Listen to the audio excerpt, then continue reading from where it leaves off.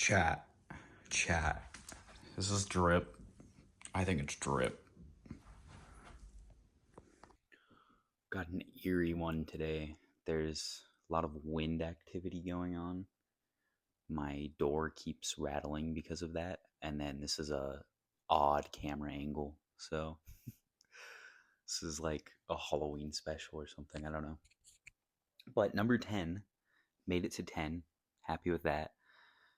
And I didn't write stuff until this morning, but the topics that I have, I'm actually very intrigued in and I want to discuss thoroughly. So, starting off, I put reconnecting with the source, and I think that's like a point along everyone's spiritual journey. We have the source within us, which is everything in the whole world, and being able to recognize that within oneself, I think is basically, a big part of spiritual awakening. It connects you back to where you came from, and it kind of makes you realize your god powers, like manifestation and basically like magic. Like you can do anything that you want using your mind and the vibration that you set yourself to. And I don't think I've accomplished this yet. I think I'm aware of it. Like informationally, I know that it's within me, but I haven't had an experience where I've like communicated with the source, because still early on in my meditation journey. Like even today, I wanted to meditate for like 30 minutes. I got like 15 minutes in. I was like, bro, I want to do this. So I think it will come with time, but I think it's really cool. And going off of that, I think that it's also really interesting that just kind of the way reality works, where we have been put onto this earth and we've been reincarnated into whatever we are to learn something, to get rid of these attachments that we have.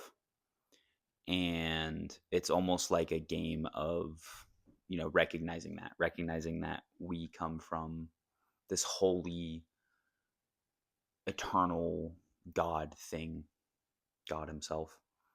And like basically the video is saying we are the limitless experiencing ourselves in the limited form. And I think that's really cool.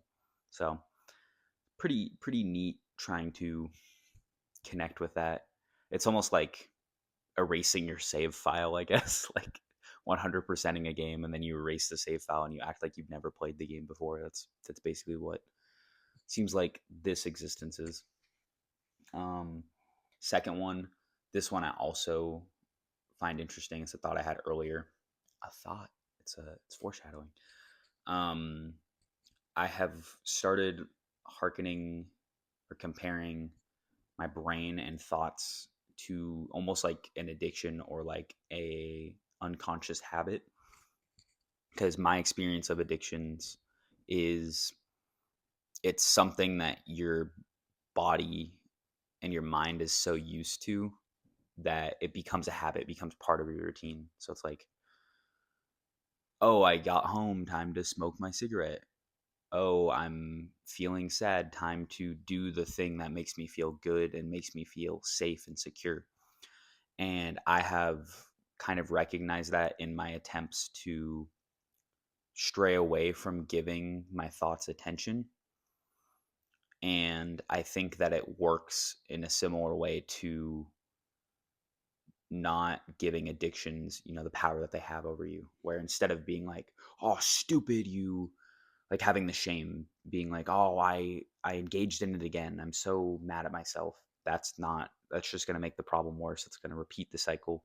Whereas simply just being aware and kind of using logic, like telling yourself, I do not want to engage in my thoughts right now, and just simply putting your attention on something else, like your breathing or like whatever's happening in the current moment. That is how you overcome the thought addiction, because we've been programmed for our whole lives, or at least I have, to think about things and to try to use our brain to solve everything, where it's does a pretty garbage job of doing that most of the time. And like you don't need it. Like there's a time and a place for thinking, but that's it. It shouldn't be. I don't think it should be going on all the time. I think it should literally be, oh, I need some time to think. Let me, turn my brain on, go sit, do my thinking, and then go back into life. Because every time that I go into my head and I follow these thoughts, it's like I black out. It's like I'm there, but I'm not really there. Like I don't remember the experience. I didn't get to like live it fully because I was in my head. I wasn't here. I was doing something else. So it's kind of interesting the parallels where it's like it's only you can only begin to combat this thing or overcome it when you become aware of it. And like before you even become aware, it's literally just second nature. Like, oh, we're humans. We think, we use our brains, is what we do. So I thought it was kind of cool. And then the last one was little bit related, hacking your animal instincts. So animal instincts are, the animal form, the animal component of us. It's like fear, anxiety, desire, hunger, like the emotions that are there. But because we're in the fourth dimension and we can like be aware of those emotions, we don't have to give in to them. So, obviously some of them are different than others. Like hunger, you can fight hunger for however long you want, but at a certain point you're going to starve. So hunger, thirst, sleep, those ones, you kind of you have to satisfy them. Whereas the other ones that don't have as much power and really don't mean anything when you gain that awareness, it's like, I guess, like depression, anxiety, and fear. Like you can simply become aware of these, you can let them pass, and then they don't have a negative impact on your life. And I think you do need to gain the awareness. You do need to realize that you're not this, like, this is not everything's body and what goes on in your mind. There's that third spiritual realm. But I think it's really interesting that we experience these things, and a lot of people go through their whole lives just reacting to them as anyone would. But the second that you kind of question it and you kind of think, why do I feel anxious right now, or do I need to feel anxious right now, it just falls apart. It's just like the thinking thing. When you observe a thought, it goes away. So it's like paradoxical in a way. But I think that is a really big step to unlocking your God mode, is hacking your animal instincts and just simply not ignoring them, but being aware of them and not giving into them if you don't feel the need. Because I would say probably 80% of the distress that your brain tries to cause you, or like tries to alert you to something, isn't needed. I was literally talking to someone the other day, like, it makes sense when you are an animal, when you're trying to survive, you have all these fears, and your only thing that you're thinking about is survival. So these triggers and these automatic responses, they serve you a purpose. They're important for your survival.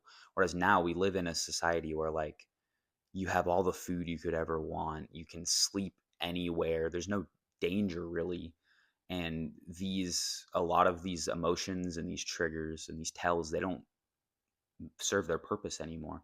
They're going off because, scientifically it's a pattern that's happening in your brain. But that doesn't mean that you have to keep feeding into them. As long as you have the awareness, you have that, like, you know zoomed out view, that you realize that logically this doesn't make sense, you can simply just observe it and let it pass and truly have control as you. You don't let your habits or your instincts take over you. And I think it's really cool that we kind of have that power over them. But it is sad to see people not recognize that. But I guess that's kind of just like I was saying in the beginning. The whole point of this life is to gain the awareness and to to basically level up and to get out of the slop hell realm that pretty much everyone on this earth is either in or is physically in, but they're aware of it, so they're out of it. But ascension. Anyway, I will catch you next time for number 11.